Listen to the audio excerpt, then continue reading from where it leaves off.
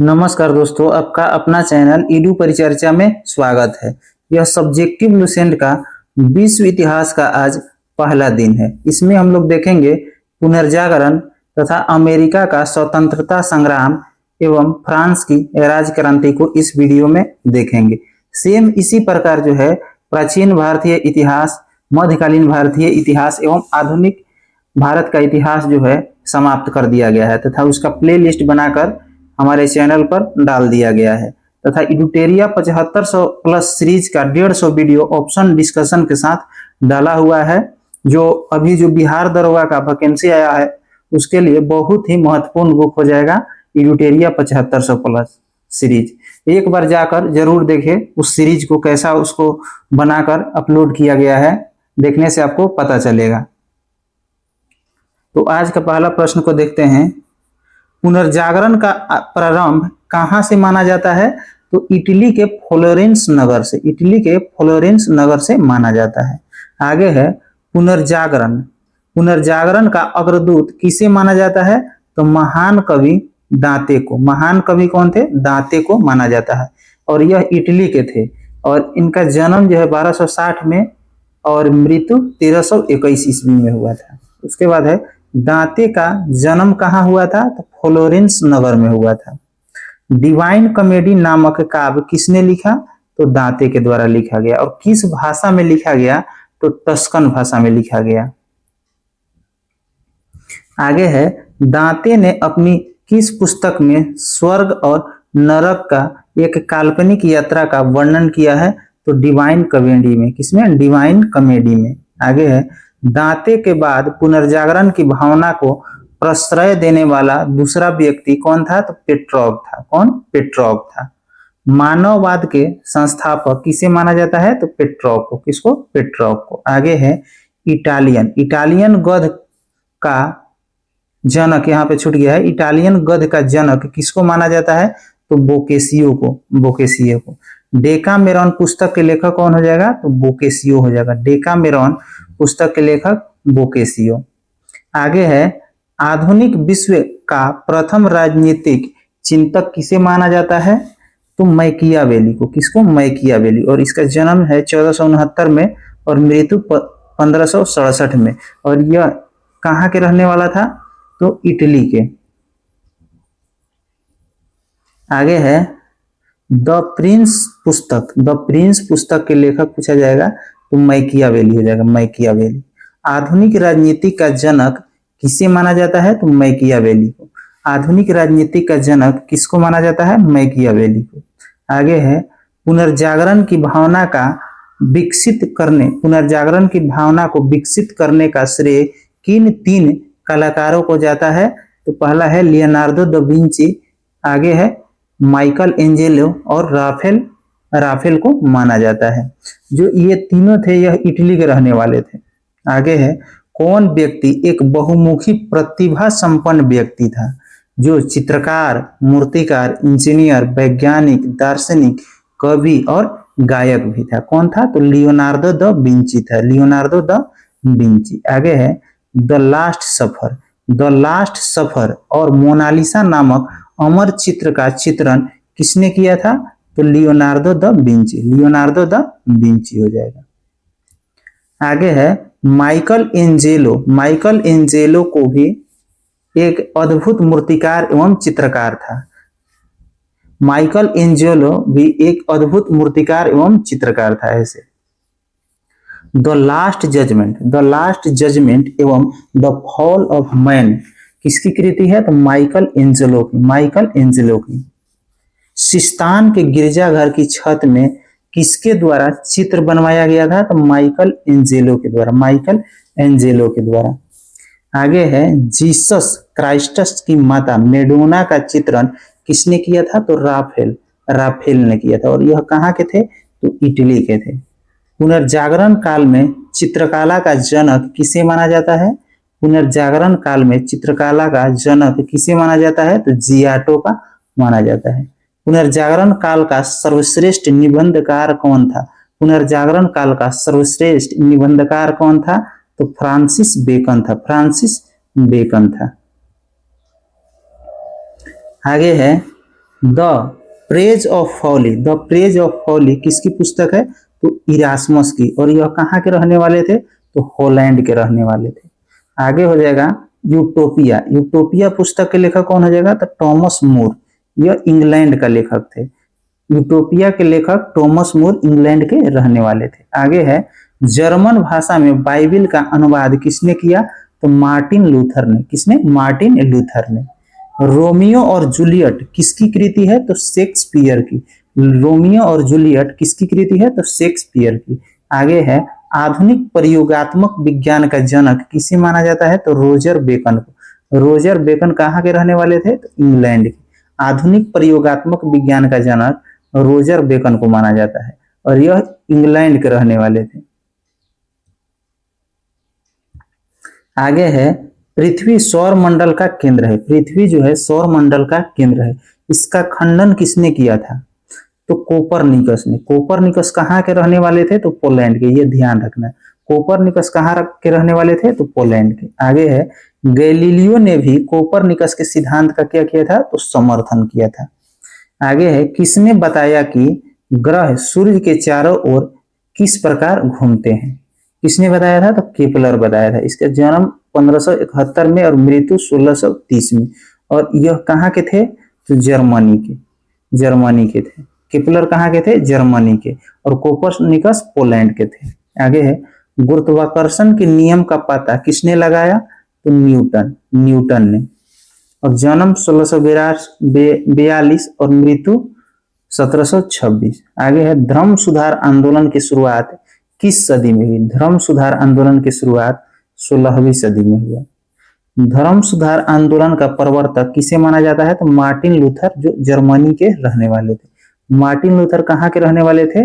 तो जर्मनी के रहने वाले थे। आगे है धर्म सुधार आंदोलन की शुरुआत कहाँ से हुआ? तो इंग्लैंड से हुआ। धर्म सुधार आंदोलन की शुरुआत इंग्लैंड से। धर्म सुधार आंदोलन का प्रातःकालीन तारा किसे कहा जाता है? तो जॉन विक्लिफ को। जॉन विक्लिफ को। आगे है अमेरिका की खोज किसके द्वारा किया गया? तो कोलंबस के द्वारा। अमेरिका की खोज किसके द्वारा? तो कोलंबस के द्वारा। किसके नाम पर अमेरिका का नाम अमेरिका पड़ा था? तो अमेरिगो वेस्पुसी। अमेरिगो वेस्पुसी के नाम से। और यह कहाँ के रहने वाला था? तो इटली के रहने वाला था। आगे है प्रशांत महासागर का नामकरण किसने किया? तो मैगलन। मैगलन कहाँ के रहने वाला था? स्पेन के। मैगलन कहाँ के रहने वाला था? स्पेन के। समुद्री मार्ग से विश्व का चक्कर लगाने वाला प्रथम व्यक्ति कौन था? तो मैगलन था। मैगलन। समुद्री मार्ग से विश्व का चक्कर लगाने वाला प्रथम व्यक्ति कौन था? तो मैगलन था।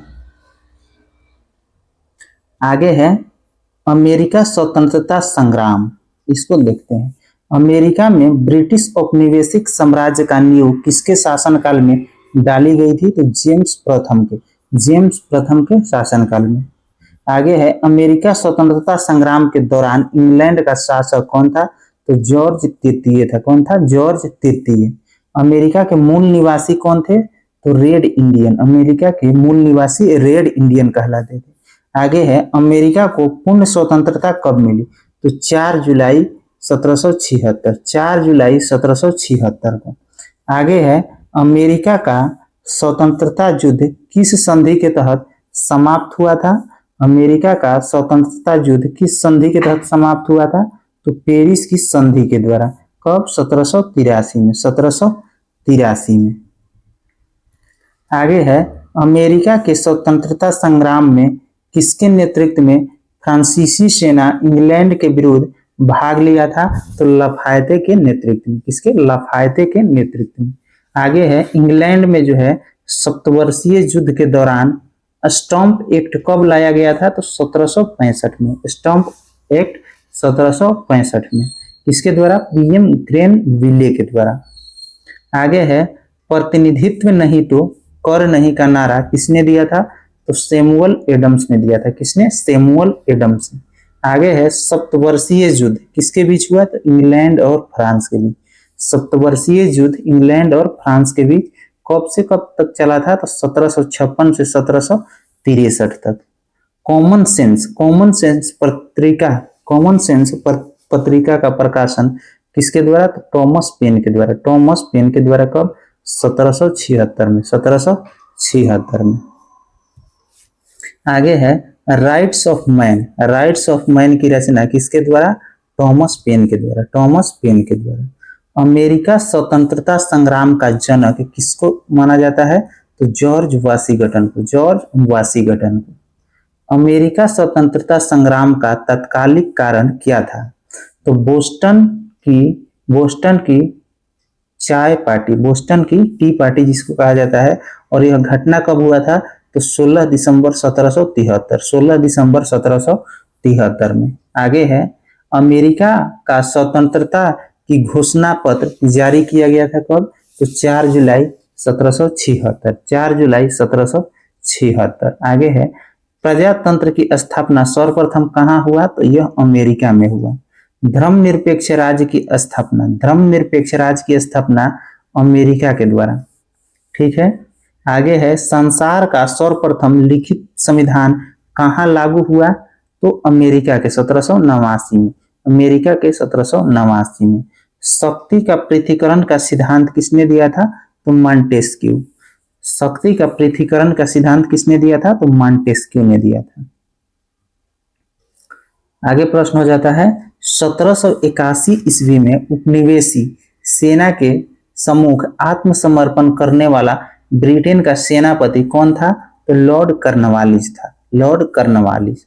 1781 ईस्वी में उपनिवेशी सेना के सम्मुख आत्मसमर्पण करने वाला ब्रिटेन का सेनापति कौन था? तो लॉर्ड कर्नवालिस। विश्व का पहला जो मनुष्य की समानता और उनके मौलिक अधिकारों की घोषणा की, यह अमेरिका हो जाएगा। अमेरिका में दास के आयातों पर कब अवैध घोषित कर दिया गया? अमेरिका में दासों के आयात को कब अवैध घोषित कर दिया गया? तो 1860 में। अब्राहम लिंकन अमेरिका के राष्ट्रपति कब बना? तो 1860 में। अब्राहम लिंकन अमेरिका के राष्ट्रपति कब बना? 1860 में। अमेरिका में गृह युद्ध की शुरुआत कब हुआ? तो 12 अप्रैल 1861। 12 अप्रैल 1861। यह दक्षिणी और उत्तरी राज्यों के बीच शुरू हुआ था गृह युद्ध। आगे है यह गृह युद्ध की शुरुआत किस राज्य से हुआ? तो दक्षिणी कैरोलिना राज्य से। दक्षिणी कैरोलिना राज्य से। आगे है अब्राहम लिंकन ने दास प्रथा का उन्मूलन कब किया था? तो 1 जनवरी 1863। 1 जनवरी 1863। आगे है प्रजातंत्र जनता के द्वारा और जनता के लिए शासन है। प्रजातंत्र की परिभाषा किसने दिया था? तो अब्राहम लिंकन ने। अब्राहम लिंकन ने। आगे हो जाएगा अब्राहम लिंकन की हत्या किसने किया? तो John Wycliffe Bruce. John Wycliffe Bruce. कब? तो 14 अप्रैल 1865। 14 अप्रैल 1865। अमेरिका गृह युद्ध की समाप्ति कब हुआ? तो 26 मई 1865 को। 26 मई 1865 को। आगे है अमेरिका गृह युद्ध फिलोसोफिकल सोसाइटी की स्थापना किसने किया? अमेरिका गृह युद्ध में फिलोसोफिकल सोसाइटी की स्थापना किसने किया? तो बेंजामिन फ्रैंकलिन ने। बेंजामिन फ्रैंकलिन ने। उसके बाद आता है फ्रांस का राजक्रांति।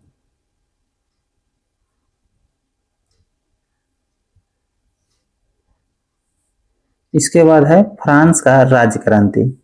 फ्रांस की राज्यक्रांति कब हुआ? तो 1789 में। 1789 में। यह लुई 16वां के शासनकाल में हुआ। लुई 16वां के शासनकाल में। फ्रांस की राज्यक्रांति के समय फ्रांस में कैसी व्यवस्था थी? तो सामंती व्यवस्था थी। सामंती। किस वर्ष क्रांतिकारियों ने वास्टिल के कारागार को फाटक को तोड़कर बंदियों से मुक्त कर दिया? तो 14 जुलाई 1789। 14 जुलाई 1789। फ्रांस का स्वतंत्रता दिवस कब मनाया जाता है? तो 14 जुलाई को। 14 जुलाई को। आगे है फ्रांस का राज्यक्रांति का नारा क्या था? तो समानता, स्वतंत्रता और बंधुत्व हो जाएगा। मैं ही राज हूं और मेरा शब्द ही कानून है, यह किसका कथन है? तो लुई 14वां का। लुई 14वां का। आगे है वसराय के शीश महल वसराय के शीश महल का निर्माण किसने करवाया था? तो लुई 14वां। आगे है वसराय के फ्रांस की राजधानी किसने बनाया? वर्साय को फ्रांस की राजधानी किसने बनाया? तो लुई 14वां ने। लुई 14वां किस वंश के था? तो बुर्बो वंश के था, बुर्बो। आगे है लुई 14वां की पत्नी मेरी एंतोइनेत कहाँ की राजकुमारी थी? तो ऑस्ट्रिया के राजकुमारी थी। लुई 16वां किस अपराध में फांसी को किस अपराध में फांसी दिया गया था? तो राजद्रोह के अपराध में। टैले किस प्रकार का कर था? तो यह एक भूमि कर था, टैले भूमि कर। और तीफे जो था यह एक धार्मिक कर था, धार्मिक कर। आगे है फ्रांसीसी क्रांति में सर्वाधिक योगदान किसने दिया था? तो वोल्टेयर ने। वोल्टेयर, मॉन्टेस्क्यू और रूसो, ये तीनों हो जाएगा। फ्रांसीसी क्रांति में सर्वाधिक योगदान किसने दिया था? तो वोल्टेयर, मॉन्टेस्क्यू और रूसो। कॉमन चर्च का विरोधी था? तो वोल्टेयर था। वोल्टेयर जो था चर्च का विरोधी था। 100 चूहों की अपेक्षा एक सिंह का शासन उत्तम है, यह किसने कहा था? तो वोल्टेयर ने कहा था। आगे है सोशल कंट्रैक्ट किसकी पुस्तक है? तो रूसो की है। लेटर्स ऑन इंग्लिश किसकी रचना है? तो वोल्टेयर की। कानून की आत्मा की रचना किसने किया? तो मॉन्टेस्क्यू ने। कानून की आत्मा की रचना मॉन्टेस्क्यू ने। किस पुस्तक में सरकार के 3 अंग कार्यपालिका, विधायिका और न्यायपालिका बताया गया है? तो कानून की आत्मा में। कानून की आत्मा में। फ्रांस की क्रांति का नारा क्या था? तो समानता, स्वतंत्रता और बंधुत्व हो जाएगा। फ्रांस की राज्य क्रांति के समय मुद्रा क्या था? तो लिब्रे था, लिब्रे। और इसको कब समाप्त कर दिया गया? तो 1974 में समाप्त कर दिया गया। स्टेट्स जनरल के अधिवेशन की शुरुआत कब हुआ? तो 5 मई 1789। माप तौल की दशमलव प्रणाली किस देश की देन है? तो फ्रांस की देन है। आगे है सांस्कृतिक राष्ट्रीयता का जनक किसे माना जाता है? हर्डर को। सांस्कृतिक राष्ट्रीयता का जनक किसको माना जाता है? हर्डर को। नेपोलियन का जन्म कब हुआ? तो 15 अगस्त 1769। 15 अगस्त 1769 कोर्सिका द्वीप की राजधानी ओजेसियो में हुआ था, अजासियो में। नेपोलियन का पिता का क्या नाम था? तो कार्लो बोनापार्ट था। आगे है नेपोलियन कहाँ का सैनिक अकादमी में शिक्षा प्राप्त किया था? तो ब्रिटेन की सैनिक अकादमी में। आगे है नेपोलियन ने इटली में ऑस्ट्रिया के प्रमुख के पद को कब समाप्त कर दिया? तो 1796 में। 1796 में। फ्रांस में डायरेक्टरी शासन का अंत कब हुआ? 1799 में। नेपोलियन प्रथम काउंसिल कब बना था? तो 1799 में। 1799 में। और 1802 में वह जीवन भर के लिए काउंसलर बना था। आगे है नेपोलियन फ्रांस का सम्राट कब बना? तो 1804 में। 1804 में। आधुनिक फ्रांस का निर्माता किसको माना जाता है? तो नेपोलियन को। इंग्लैंड को बनियों का देश किसने कहा था? तो नेपोलियन ने कहा था। आगे है नेपोलियन का वह पत्नी कौन थी? नेपोलियन का वह पत्नी कौन थी जिसे तलाक देकर ऑस्ट्रिया की राजकुमारी मोरिया लुइसा से शादी की? तो जोजेफाइन हो जाएगा, जोजेफाइन। ट्राफल्गर का युद्ध कब हुआ? तो 21 अक्टूबर 1805 में इंग्लैंड और नेपोलियन के बीच हुआ था। आगे है नेपोलियन ने बैंक ऑफ फ्रांस की स्थापना कब किया? तो 1800 ईस्वी में। आगे प्रश्न है नेपोलियन ने कानूनों का संग्रह तैयार करवाया। नेपोलियन ने कानूनों का संग्रह तैयार करवाया जिसे क्या कहा गया? तो नेपोलियन कोड कहा गया। नेपोलियन को नील नदी के युद्ध में किसने पराजित किया था? तो नेल्सन ने पराजित किया था। यूरोप के राष्ट्रों ने मिलकर नेपोलियन को कब हराया था? तो 1813 में। और लिपजिंग में कैद करके। कहाँ हराया था? तो लिपजिंग में। और नेपोलियन को बंदी बनाकर कहाँ रखा था, तो इल्वा के टापू पर, इल्वा के टापू पर। फिर है वाटरलू का युद्ध कब हुआ, तो 18 जून 1815, 18 जून 1815। यह मित्र राष्ट्र और नेपोलियन के बीच हुआ था। आगे है, नेपोलियन को बंदी बनाकर कहाँ रखा गया था, जहां उसका मृत्यु हो गया था, तो सेंट हेलेना द्वीप पर, सेंट हेलेना द्वीप पर। कब, तो 1821 में उसका मृत्यु हो गया था। नेपोलियन का मृत्यु 1821 ईस्वी में। लिटिल कार्पोरल, लिटिल कार्पोरल के नाम से किसे जाना जाता है, तो नेपोलियन को। नेपोलियन का पतन का कारण क्या था, तो रूस पर आक्रमण, रूस पर आक्रमण। अगर आपको इसका पीडीएफ चाहिए तो हमारे टेलीग्राम चैनल इडू परिचर्चा को ज्वाइन कर लीजिए, उसका लिंक इस वीडियो में डाल दिया जाएगा। धन्यवाद।